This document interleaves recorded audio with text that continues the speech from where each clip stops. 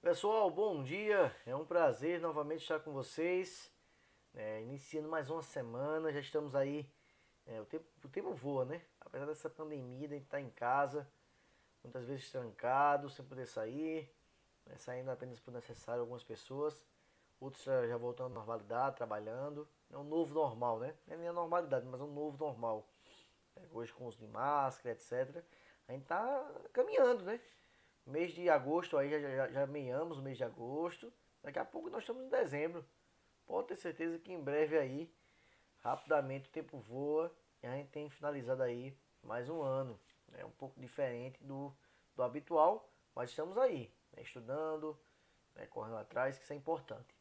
Pessoal, hoje é bem breve o assunto aqui, porque eu quero só dar início a esse assunto para na próxima aula, de fato, eu começar a entrar pegado aí na região sudeste. A gente finalizou, região nordeste, finaliza hoje com as correções. E eu trago só apenas um aspecto breve aí sobre a região sudeste. Aí na próxima aula de sexta-feira a gente realmente vai estar pegado aí no assunto da região sudeste. Então, como de costume, a gente inicia com as correções e posteriormente a gente dá aqui um breve resumo aí do início desse capítulo 2 aí da região sudeste. Pessoal, tem em mãos, para a gente iniciar, o livro didático na página 17, tá bom? Então tem em mãos aí, para que a gente possa resolver essas atividades aí. Pessoal, bem tranquilo aqui, ó. Explique esta afirmativa. A regionalização do território brasileiro e da própria região Nordeste nos leva à reflexão sobre a importância de estabelecer diferentes regiões. Então você vai explicar essa afirmativa. Ela diz que a regionalização, a divisão do território, nos leva a uma reflexão da importância de ter essas diferentes regiões. Então aqui, por exemplo, no livro diz assim: a regionalização do território brasileiro possibilita aos governos estabelecer políticas públicas de acordo com as características de cada região. Se faz extremamente necessário, pessoal, essa regionalização, porque cada região brasileira ela tem a sua particularidade, ela tem a sua diferença, ela tem a sua cultura, a sua maneira do povo, né? Um povo só, o povo brasileiro é um povo só, mas com algumas características particulares de cada região. Por exemplo, a gente viu no Nordeste, a cultura nordestina é bem diferente das outras culturas pelo país, né? As comidas típicas, as festividades, né? E etc. Então isso é bastante aí importante, essa questão de regionalizar o espaço, o território brasileiro em regiões, tá bom? Porque possibilita também aos governantes tomar as melhores medidas de acordo com as características de cada região e de cada povo, tá bom? Então aí não tinha mistério, bem tranquilo. Segundo, associe corretamente as sub-regiões que a gente já viu, né, as suas características.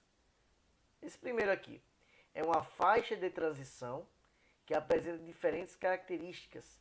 Predominam vegetações de pequeno e médio porte, algumas das quais perdem as folhas em períodos mais secos, em especial nas porções sob influência do clima semiárido. Pessoal, quando a gente fala em área de transição, e quando fala de árvores de pequeno e médio porte, nós estamos falando, pessoal, do agreste. Olha aqui, vou destacar faixa de transição, né, e vegetação de pequeno e médio porte. Falando isso aqui, a gente já consegue entender que é o agreste, número 2. Beleza? Coloca aí número 2.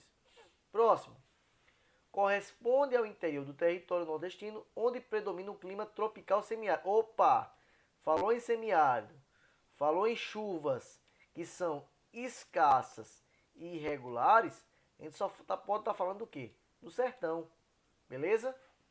Próximo. É onde predomina a mata dos cocais. Opa, falou em mata dos cocais, meu amigo, não tem nem erro. Não tem nem erro. Falou em mata dos cocais, estamos falando do meio norte. E aí só sobra o número 1, que é a zona da mata, né? O litoral nordestino. Falando em litoral, estamos falando também em zona da mata. Eu acho que aí ninguém teve dúvida sobre como fazer essa questão não. Continuando, leia o trecho da canção Manguetown, do grupo pernambucano Chico Sainz e Nação Zumbi, e responda as questões a seguir. Vamos ler, né? Vamos ler para entender o que a questão quer nos passar. Chico Sainz, Nação Zumbi, Manguetown, tô enfiado na lama. É um bairro sujo, onde os urubus têm casas e eu não tenho asas. Mas estou aqui em minha casa, onde os urubus têm asas, vou pintando, segurando a parede, no mangue do meu quintal, Manguetown. Pessoal, letra A. A letra da canção remete a uma formação vegetal ligada a que sub-região? Então, pessoal, você vai ter que analisar que vegetação é essa e em qual sub-região ela é formada. Mas a pergunta é qual é a sub-região. Mas aqui, pessoal, quando fala em que, olha, enfiado na lama, é uma vegetação que tem lama, e mangue. Já matou aqui, olha, são manguezais. Os manguezais são formados no litoral, ou seja, na zona da mata. Zona da mata. Então, essa primeira questão aí, letra A, é justamente nessa sub-região. Beleza? Próximo. É possível compreender condições ambientais em que se encontra o mangue? Como é que estão as condições? Então, sim. Dá para compreender sim. Tá bom? A gente vai explicar o porquê. Olha, as condições ambientais. É um bairro sujo, os urubus não têm casa, não têm asas, né? Mas estou aqui. Ou seja, é uma condição urbana. Essa vegetação está bem próxima de áreas urbanas. Então isso é um problema, né? Com lixo, que é jogado para o bairro sujo ali próximo dos mangues. Então a questão é toda essa questão ambiental de lixos, né? De estar próximo, muito próximo a áreas urbanas, tá bom? Você iria complementar com isso. Letra C, pessoal. A canção remete tanto a questões ambientais, como eu já falei acima, como a questões sociais. Apresente argumentos que estejam ligados às questões sociais. Pessoal, é um bairro sujo. Aqui fala de pobreza. Tá bom? Quando fala em bairro sujo, estamos nos referindo a pobreza. Então já mostra uma questão aí social envolvendo a pobreza, a desigualdade social. Mas eu estou aqui em minha casa, onde os urubus têm asas, vou pintando, segurando a parede no meu mangue, no meu quintal, Manguetown. Então é mais questão de desigualdade social. Desculpa mais uma vez, tá bom? Então vamos lá. Sobre a industrialização da região Nordeste, vamos para V para verdadeiras e F para falsas. Desde o início da industrialização brasileira, o Nordeste foi um grande centro de atração industrial. Isso é falso, totalmente falso. O Nordeste não foi, um grande centro de atração industrial. O Sudeste sim, o Nordeste não. Está sendo agora, né? Com essa desconcentração industrial, mas não foi desde o início um grande centro. Letra B. O desenvolvimento industrial do Nordeste se apoia no estabelecimento de infraestruturas de transporte. Eu falei na aula, né? Suape, Itaqui e Aratu são os três principais portos dessa região. Então se apoia assim na infraestrutura. Então dá o que? Dá certo. C. O Nordeste tem se destacado como importante produtor de energia eólica. Opa, falei na aula passada também. Energia eólica, muito importante. D. O processo de desconcentração industrial que ocorreu em nível nacional tem atraído indústrias de outras regiões para o Nordeste, onde também se constata uma concentração geográfica da atividade como nas regiões metropolitanas. Verdade, né? Tá vendo essa desconcentração industrial e várias indústrias estão chegando no Nordeste, isso é verdade. Quinto, o Nordeste vem aprimorando sua infraestrutura e se tornando um importante polo industrial. Para tanto, são necessários investimentos nos setores energéticos. Tem que investir em setores energéticos, como está dizendo aqui. As principais fontes de energia utilizadas no Nordeste são a eólica, a hidrelétrica e a termoelétrica. Pesquise os principais impactos ambientais de cada uma dessas fontes. Pessoal, a eólica, a migração das aves, a mudança no curso das aves. Elas acabam mudando o curso aí devido a algumas acabarem morrendo naquelas aerogeradores. A hidrelétrica, pessoal, causa aí grandes inundações, um desmatamento de uma certa área, perda de biodiversidade, mudança do curso dos rios. Então são alguns problemas que podem causar aí com geração da energia pela hidrelétrica. E a termoelétrica é poluição, né? Que aí utilizam fontes como carvão mineral, entre outros aí acaba gerando um pouco mais de poluição. Então é isso aí os principais impactos ambientais de cada uma dessas fontes. E é isso, pessoal. Chegamos agora na aula, né? Bem breve, tá bom? Hoje a gente vai só comentar um pouquinho sobre a região sudeste.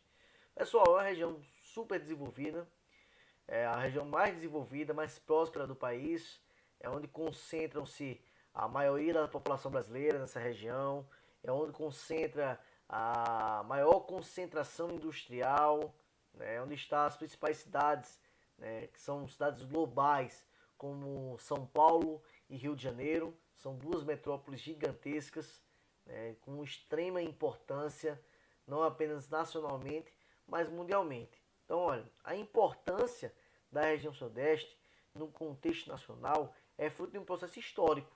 Ela não surge inicialmente através da colônia, não. A gente vê que na época colonial, a principal região brasileira era de fato o Nordeste.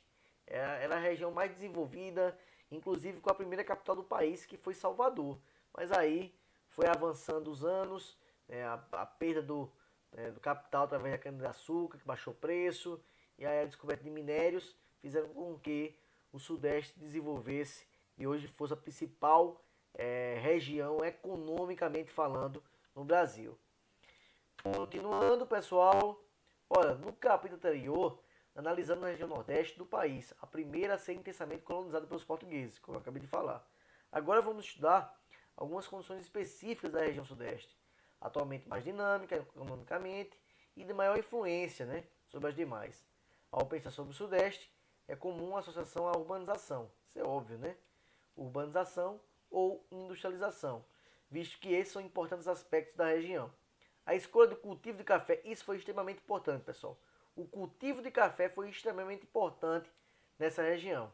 E, portanto, a agricultura como representação do Sudeste pode parecer estranha a princípio, mas se explica pelo fato de que o cultivo desse produto, como já mencionado anteriormente, teve grande impacto no desenvolvimento econômico da região. Hoje não é a principal atividade, o agronegócio na região Sudeste, mas foi lá no início, principalmente com o cultivo de café, que aí essa região deu um grande salto aí no desenvolvimento econômico, investindo na industrialização, como eu mencionei aqui, tá certo? Que gerou também a urbanização. Pessoal, aqui da região, né? Tá aqui, Minas Gerais é o maior estado em área. Olha aqui a área de Minas Gerais, deixa eu ver aqui se tem área. Olha aqui, é bem maior do que as demais, tá certo? Minas Gerais é o maior estado territorialmente. Depois vem São Paulo, tá aqui, olha, São Paulo. E aí próximos, o Espírito Santo, né, e o Rio de Janeiro. O que é que eu posso destacar aqui? Analisem só, todos os estados da região sudeste são 4, né, que são aqui, ó, Espírito Santo, Minas Gerais, Rio de Janeiro e São Paulo. Todos, exceto este, não tem saída para o mar, que é Minas Gerais. Minas Gerais não tem saída para o mar, não tem litoral. O Espírito Santo tem, Rio de Janeiro tem, São Paulo também tem. São Paulo, não fala o estado. A capital aqui, que é São Paulo, não tem litoral. Beleza? A capital do Espírito Santo é Vitória. De Minas Gerais, Belo Horizonte. Do Rio de Janeiro mesmo. E São Paulo, São Paulo. População. Onde é que se concentra a maior população? Isso aqui ninguém erra, né? É em São Paulo, né? A maior concentração populacional. Mas São Paulo não é o estado que abriga a maior população relativa. O que é isso? Habitantes por quilômetro quadrado. Quando eu pego os habitantes e divido pelo quilômetro quadrado, por exemplo, eu pego isso aqui, olha. Eu pego esse dado aqui mais esse. Vai dar um valor. Vai dar este valor aqui. Então, significa que em São Paulo tem 181 habitantes por quilômetro quadrado. Então, não é o maior. O maior é o Rio de Janeiro, que tem em torno aí de 381 habitantes por quilômetro quadrado. E é isso, pessoal. A gente finaliza aí com o livro de atividades para responder em casa aí, vocês. Página 13. Entrega até amanhã. Qualquer dúvida, estou à disposição. Fiquem com Deus. Até a próxima. Tchau, tchau.